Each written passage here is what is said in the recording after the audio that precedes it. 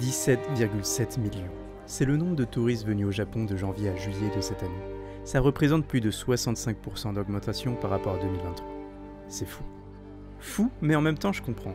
Le Japon a toujours attiré les fantasmes les plus fous des occidentaux via sa pop culture, animé, jeux vidéo et musique, mais aussi par sa culture on va dire plus traditionnelle. Personnellement je vis au Japon depuis 2015 et je pense que le tourisme est une bonne chose. Les quelques années qui ont suivi le début de la pandémie ont été, on va dire, plutôt difficiles. Beaucoup de business ont fermé et certains de mes clients japonais ont fait faillite. 2020 n'a pas été une glorieuse année. Le tourisme a du bon, ça a relancé l'économie et beaucoup de sociétés de services, que ce soit dans l'hôtellerie, la restauration ou autre, ont repris du poil de la bête grâce à l'afflux d'étrangers au pays du soleil levant. Tout va bien dans le meilleur des mondes. Oui, mais non. Voyez-vous, les Japonais ont une relation d'amour-haine avec les étrangers.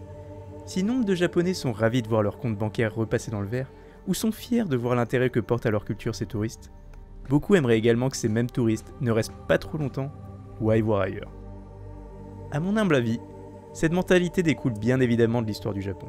Un pays qui est resté plus de 200 ans fermé au reste du monde, la fameuse période Sakoku. Mais pas que.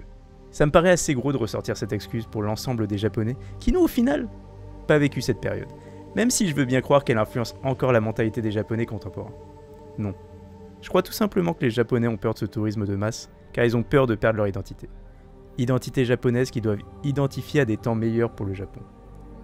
Pour rappel, jusqu'à la fin des années 90, le monde pensait que le Japon allait être la première économie mondiale. Tout leur réussissait, le pays était intouchable. Puis dans les années 2000, le Japon a eu un grand mal à s'adapter au monde digital et a un besoin de flexibilité dans les différents secteurs d'activité. Peu à peu, l'empire du soleil levant brillait de moins en moins, et ses défauts sont devenus de plus en plus apparents. Mais du coup, c'est quoi le rapport avec les touristes ?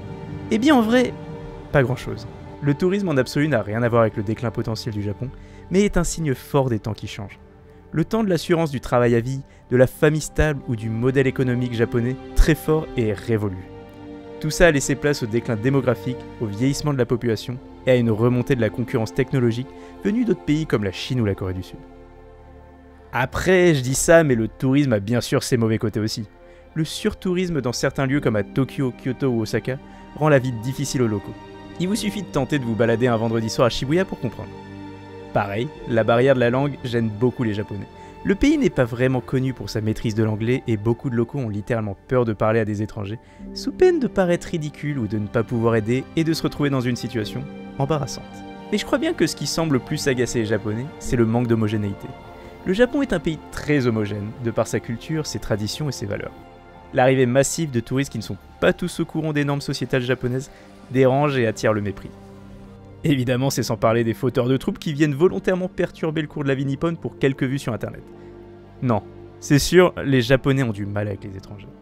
Par ailleurs, c'est assez fascinant le concept d'étrangers au Japon, les fameux gaijin.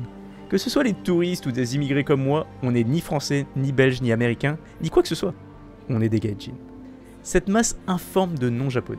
Ce concept m'a toujours intrigué car à peine arrivé sur le sol japonais, l'étranger est destitué de sa nationalité et devient un gaijin, une personne venue d'ailleurs.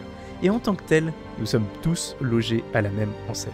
J'ai beau avoir vécu plus de 9 ans au Japon, je suis toujours et je resterai sans doute pour toujours un touriste aux yeux des Japonais. Dites-vous bien que même maintenant, dès que je parle en japonais, j'ai encore droit à des Nihongo jozu desu, ton japonais est bon, phrase que tout japonais se doit de sortir à un quelconque étranger dès lors qu'il sort une phrase dans la langue de Murakami. Est-ce que je le vis mal ? Non.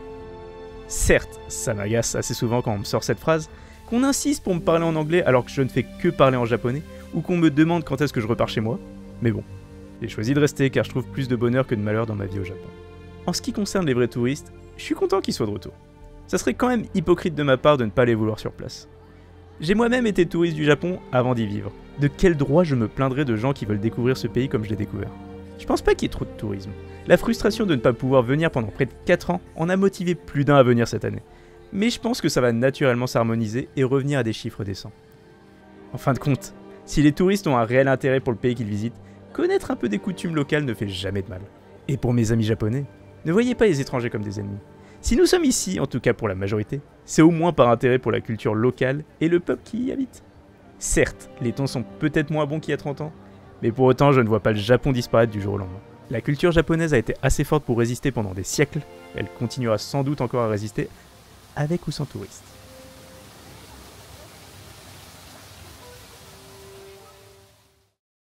Bon, j'espère que cette petite vidéo vous aura plu. C'était un essai, genre j'avais envie de m'amuser à faire un truc un petit peu plus cinématique. Je sais pas vraiment si c'est réussi, je le saurai après avoir édité cette vidéo. En tournant cette vidéo, j'ai eu quelques soucis. Genre, je voulais pas cracher sur les touristes français, mais il s'avère que par 4 fois, j'ai eu quelques soucis dans la journée avec des touristes pendant que je filmais. Une fois, c'était avec une Allemande qui s'était mise en plein devant ma caméra, consciente de ma caméra. Et les 3 autres, c'était avec des familles françaises, dont une famille en particulier qui a laissé son gosse attraper mon tripode et jouer avec. Je les ai engueulés, même pas un désolé ou quoi que ce soit. Je suis un petit peu déçu, j'avoue, de mes compatriotes français. Tenez-vous, genre, je sais pas, c'est un truc de fou quand même. Genre, je m'étais pas rendu compte de ça jusqu'à maintenant. Mais juste, on a une image à travers le monde, essayons de l'améliorer. Je sais pas. Il y a des petits trucs comme ça en fait. Juste respecter les autres, ne pas crier, ne pas attraper les tripodes des autres. Déjà, ça serait pas mal. Donc soyez sages, amusez-vous. Le Japon c'est cool, c'est ouvert à tout le monde. Mais respectez quoi, genre merde. Et respectez les autres touristes pareil. Sur ce, à la semaine prochaine. Mata Kondo.